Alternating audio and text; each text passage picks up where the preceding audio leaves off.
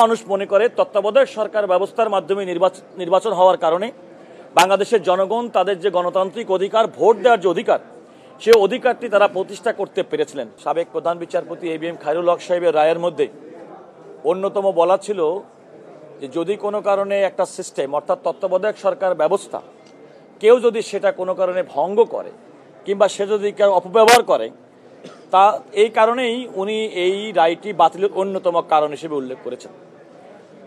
আমরা বলেছি বাংলাদেশের তত্ত্বাবধায়ক সরকার ব্যবস্থা সাংবিধানিকভাবে স্বীকৃতির আগে 1991 সালের নির্বাচন নিয়ে বাংলাদেশের মানুষের মনে কোনো প্রশ্ন নেই। পরবর্তী দুটি নির্বাচন নিয়ে অর্থাৎ 1996 এবং 2001 সালের নির্বাচন নিয়ে কোনো প্রশ্ন নেই। 2008 সালের নির্বাচনটা আমি বলেছি সাংবিধানিকভাবে ওই নির্বাচনটি তৎকালীন সংবিধান সম্মতভাবে হয়নি, কারণ 90 দিন মেয়াদের যে তত্ত্বাবধায়ক সরকার ব্যবস্থা তার অনেক বাইরে গিয়ে নির্বাচনটি অনুষ্ঠিত হয়েছে। তবুও মানুষ মনে করে তত্ত্বাবধায়ক সরকার ব্যবস্থার মাধ্যমে নির্বাচন হওয়ার কারণে বাংলাদেশের জনগণ তাদের যে গণতান্ত্রিক অধিকার, ভোট দেওয়ার যে অধিকার, সেই অধিকারটি তারা প্রতিষ্ঠা করতে পেরেছিলেন। কিন্তু পরবর্তী দুইটি নির্বাচন অর্থাৎ ত্রয়োদশ সংশোধনী অর্থাৎ নির্দলীয় তত্ত্বাবধায়ক সরকার ব্যবস্থা সংবিধান থেকে বিগত শেখ হাসিনা সরকার বাতিল করার পরে যে তিনটি নির্বাচন, এই তিনটি নির্বাচন একেবারে হাস্যরসে পরিণত হয়েছে। জনগণ ভোট দিতে পারে নাই, বাংলাদেশের গণতন্ত্র, মানবাধিকার এবং আইনের শাসন ভুলুণ্ঠিত হয়েছে।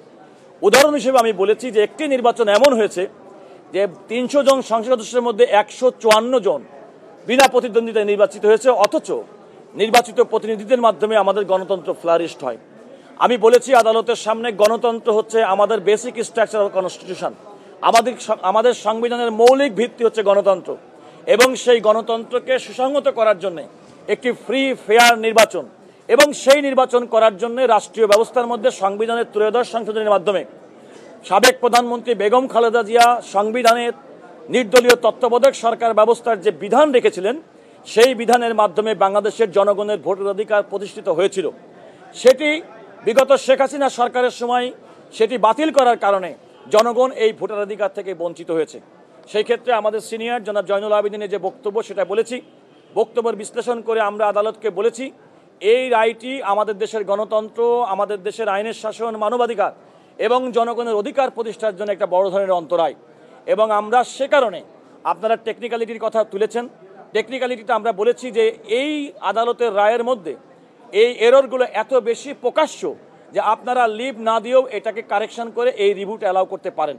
আদালত বলেছেন পদ্ধতিগত কারণে লিভ গ্রান্ট করেছেন, যেটি শুনেছেন 21শে অক্টোবর পূর্ণাঙ্গ শুনানির জন্য দিন ধার্য করেছে।